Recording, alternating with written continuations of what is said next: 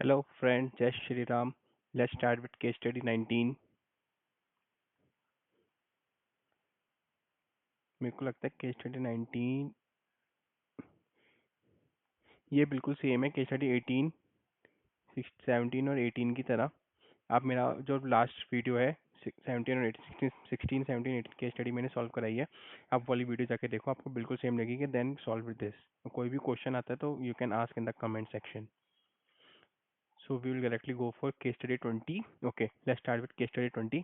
Question सीधा देखेंगे हम लोग। In accordance with the scheme of arrangement agreed upon which between the Oriental Bakers Private Limited and JKL Industries Limited, which type of company Oriental Bakers Private Limited shall be? Oriental Bakers JKL का compromise arrangement हो रहा है, तो oriental Baker Private limited क्या है इसमें? Okay, as regard demerger of some of the division of Oriental Baker Private Limited into. Okay, Oriental Bakers Limited के कुछ डिविजन्स जो है डीमर्जर हो रहे हैं, किसमें? जेकेएल में। ओरिएंटल्स अपने डिविजन ट्रांसफर कर रही है, किसमें? जेकेएल में। तो वो क्या हुई? Transfer company. Option B. In accordance with the scheme of arrangement agreed upon between Oriental Baker Private Limited and JKL Industries Limited, which type of company JKL Industries Limited shall be? JKL Industries Limited जब oriental baker में transfer है, JKL industry क्या होगी? Transferee company. Option A. Taking cue from the above case scenario, how shall the consideration be payable by JKL Industries Limited to Oriental Bakers Private Limited for transfer of later company's manufacturing business division and retail sales business division? Oriental के यहाँ पे कितने division? Manufacturing है, retailing है, institutional sales, regular institutional sales का division है। तो यहाँ पे कौन कौन से बिजनेस ये ट्रांसफर कर रहे हैं? यहाँ पे लिखा हुआ है for demerger of manufacturing business division and retail sale business division Oriental Bakers Limited into JKL. Oriental के मैन्युफैक्चरिंग और रिटेल सेल बिजनेस तो ट्रांसफर कर रहे हैं जेकेएल में, और institutional sale business continue to belong to western continue owner manage by Oriental bakers private Limited. अब इसमें और चीज देखो कि जो ओरिएंटल बेकर्स प्राइवेट लिमिटेड है is the wholly own subsidiary of JKL limited. अगर प्रोविजो ये कहता है कि ट्रांसफर कंपनी अगर होली ओन सब्सिडरी है ट्रांसफरी कंपनी की, तो एंटायर कैपिटल किसकी हो गई? ट्रांसफरी कंपनी की हो गई। तो उस कंडीशन में आपको कोई भी कंसिडरेशन पेबल करने की जरूरत नहीं है। तो कंसिडरेशन शैल बी नो, कुछ भी नहीं आएगा। Option D, no consideration shall be payable by JKL Industries Limited. Out of the following options, choose the correct date from which the scheme of arrangement agreed upon between Oriental Baker Private Limited and JKL Industries Limited.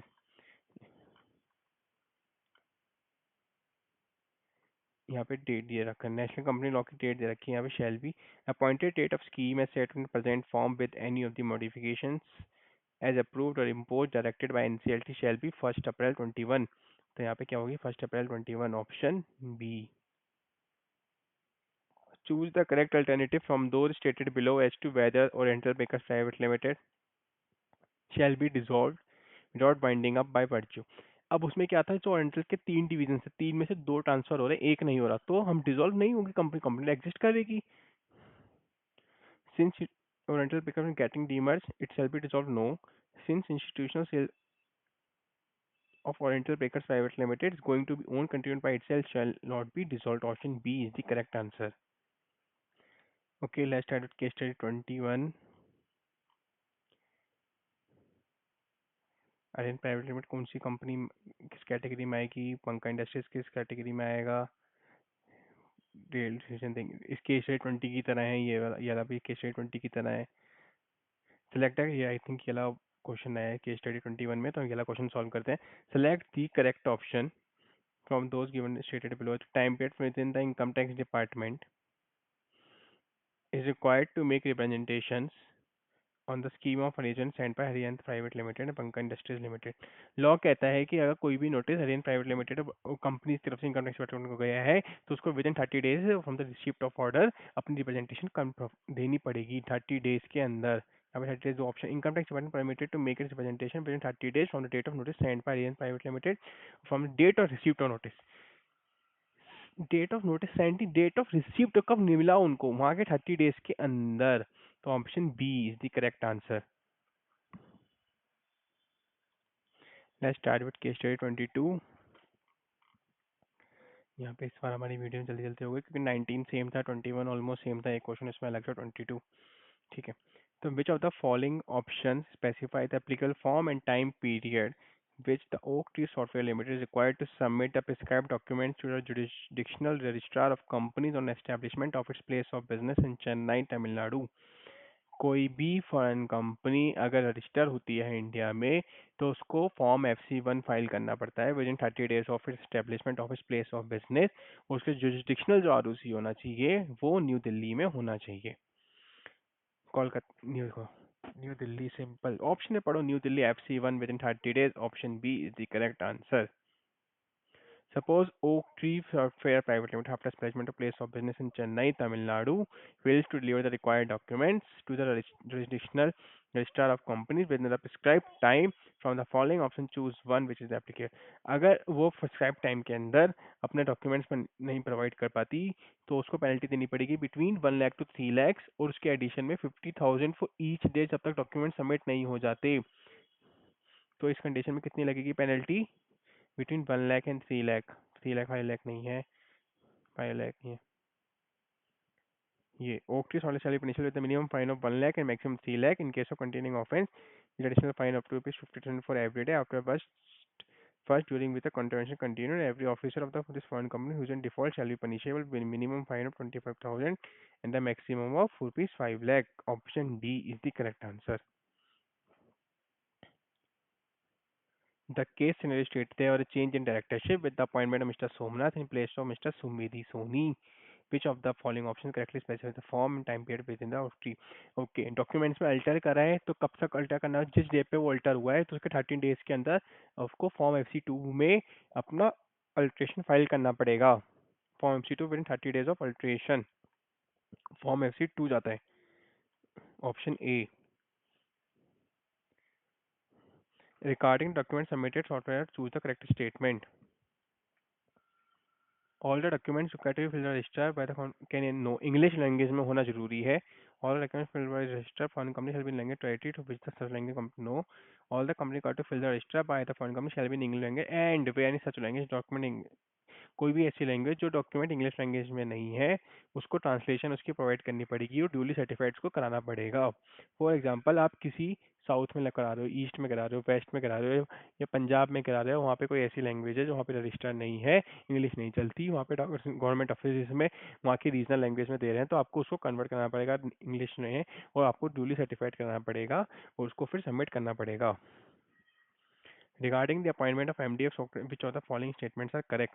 इसमें ये लिखा हुआ है कि जो mister Somnath है यहाँ पे अपॉइंट हुए हैं एज ए मैनेजिंग डायरेक्टर। हमने यहाँ पे भी देखा आपके थर्ड क्वेश्चन, यहाँ पे थर्ड में mister Somnath directorship, mister Somnath directorship में आए हैं तो देखते हैं क्या। Any person can be resident Indian. Mister Somnath appoint हो सकते हैं एज ए MD। इसके पीछे रीजन का ये है कोई भी person as a MD appoint हो सकता है फॉर टेकिंग अप, इसने एम्प्लॉयमेंट इंडिया में हो, कैरिंग ऑन अ बिजनेस और वेकेशन इंडिया में चल रही हो तो उसका जो है अपॉइंटमेंट इंडिया में हो सकता है। Mister Somnath can be appointed as MD। Okay, let's start with case study 23। The maximum amount of compensation to which Mr. Sham is entitled for premature termination as his office and managing director। अगर कोई भी person director, whole time director, managing director अगर premature termination हो जाता है उस condition में उसको टर्मिनेशन कितना मिलता है? 3 रिमेनिंग पीरियड और 3 years which ever is shorter. तो इस कंडीशन में इसने कितना सर्व करा ये देखना पड़ेगा। रेम्यूनरेशन मिस्टर शाम ड्रॉन बाय मिस्टर शाम 1 साल 12 months, दूसरा साल 24 months और यहाँ पे 2 months तक करा है, 26 months तक करा है। तो सर हम क्या करेंगे उसका एवरेज निकाल देंगे। 26 months तक करा है, टोटल मंथ्स कितने होने 60। अगर हम ये कैलकुलेट करें कि 60 minus 26 34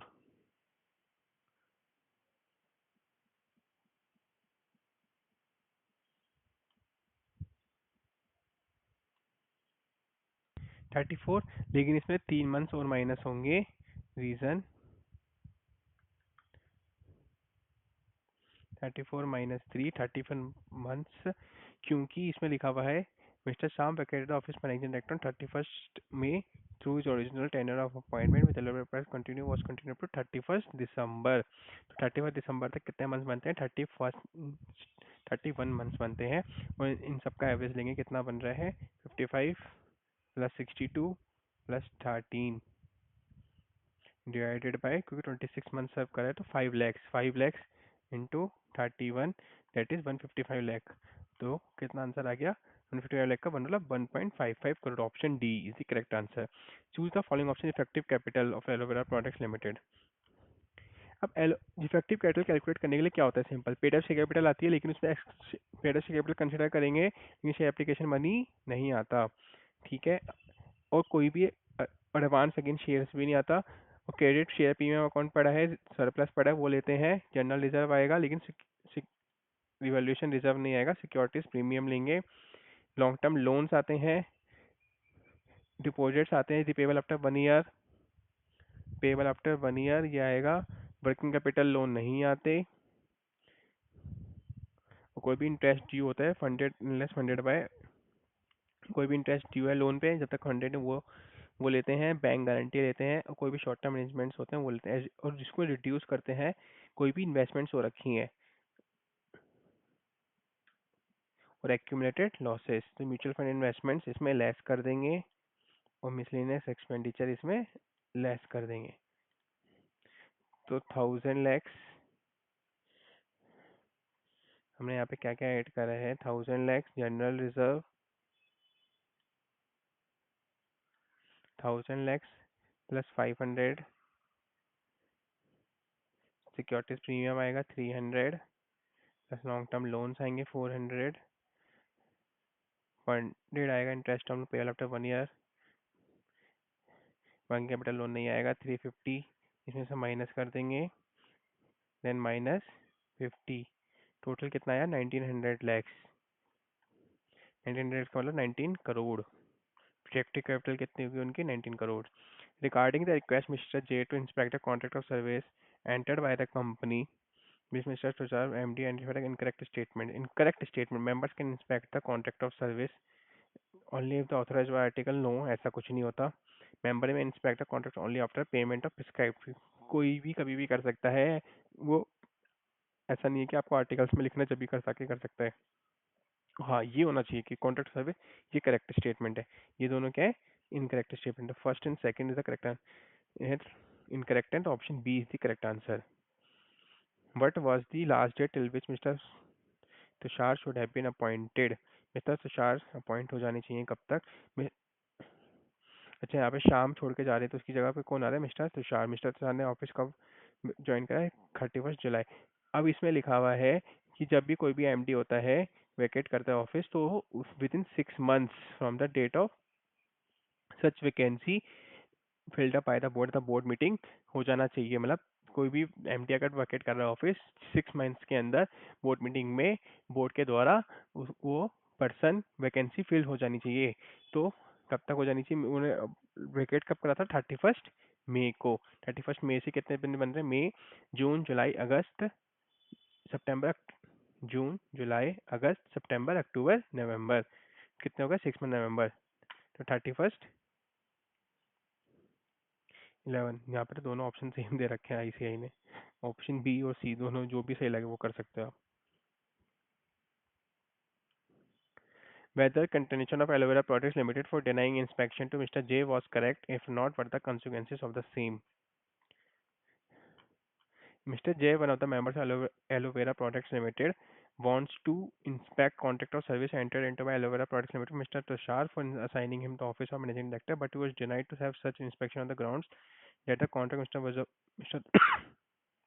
Tushar was not in writing. Sorry. तो इसमें लिखा है कि कंटेंशन क्या मिस्टर जय का करेक्ट है या नहीं है? Simple, not correct. कोई भी अगर पर्सन अपना इंस्पेक्शन करना चाहता है वो देखना चाहता है, मेंबर है कंपनी का, आराम से देख सकता है। ये राइट है। कंपनी को जो अपने ऑफिस पेपर्स हैं अपने रजिस्टर्ड ऑफिस में उसको रखने पड़ेंगे। और वो राइटिंग में नहीं है, देन रिटर्न मेमोरेंडम उसका प्रिपेयर्ड होना चाहिए। एलोवेरा के एलोवेरा प्रोडक्ट्स लिमिटेड को अपना रिटर्न कॉन्ट्रैक्ट बनवाना पड़ेगा और रजिस्टर्ड ऑफिस में रखना पड़ेगा। और अगर ऐसा नहीं होता, एलोवेरा प्रोडक्ट लिमिटेड लाइबल है 25,000 रुपीज़ के लिए, और जो भी ऑफिसर उस ऑफिसर डिफॉल्ट में है उसको 5,000 rupees as a each for each default देना पड़ेगा as a penalty. Not correct, as a contract mismatch collector should have been made in writing. जरूरत नहीं है, मेड इन राइटिंग बनाने की जरूरत ही नहीं है। पार्शली ऐसा कुछ है नहीं, ये भी नहीं है। Not correct, not in return memorandum should have been prepared, return memorandum होना चाहिए। Such cap interest of the company is liable to 25,000 rupees and liable to pay 5,000 for each default as a penalty. Option C is the correct answer. यहाँ पे 23 case studies तक हो चुकी हैं। बाकी इसके बाद एक एक रोज आपके एक वीडियोस अब अपलोड हो जाएंगी। Thank you, and please like करो, सब्सक्राइब करो एंड शेयर करो इस वीडियोस को। Thank you.